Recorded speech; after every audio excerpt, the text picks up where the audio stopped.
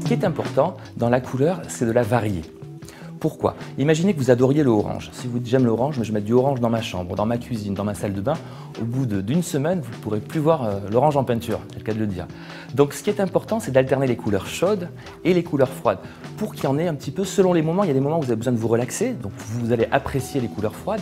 D'autres moments, vous aurez besoin de vous prendre de l'énergie, le matin par exemple, et là vous serez très heureux d'avoir une cuisine rouge par exemple, ou jaune, qui déjà sera le premier rayon de soleil que vous aurez dans votre cuisine, ce sera cette cuisine. Donc on a besoin de toutes les couleurs, et le fait de varier les couleurs fait que vous ne vous en lasserez pas. Alors il y a des couleurs qui ont des effets très différents, donc selon les pièces. Par exemple, si vous êtes un insomniaque par exemple, le rouge est une couleur plutôt à éviter, ou les couleurs chaudes sont plutôt à éviter dans une chambre parce que vous aurez du mal à vous endormir.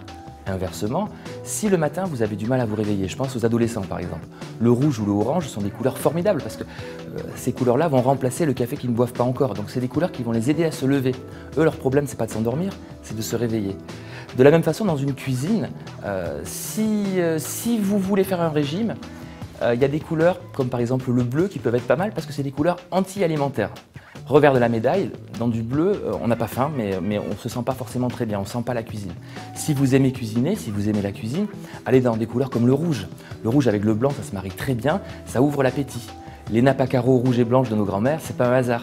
C'est que c'est vraiment des couleurs qui vous donnent faim, qui vous font aimer la viande. La viande est encore meilleure dans une cuisine rouge, donc c'est une formidable couleur pour une cuisine. C'est très intéressant de savoir pourquoi est-ce qu'on aime certaines couleurs et pourquoi on n'en aime pas d'autres. Les causes sont multiples et c'est intéressant parce que même les chercheurs ne sont pas forcément d'accord entre eux. On va prendre l'exemple du rose par exemple. On dit le rose c'est une couleur pour les filles.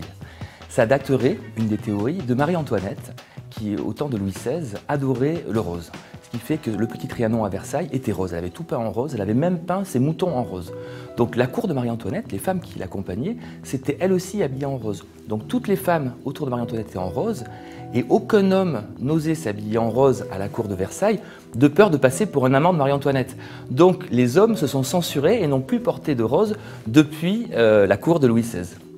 C'est un exemple. Et pour prouver que le rose est une couleur qu'on aime autant, que les hommes naturellement aiment autant que les femmes, il y a une étude très intéressante sur les enfants en bas âge qui jouent indifféremment avec des jouets bleus ou roses, que ce soit des garçons ou des filles.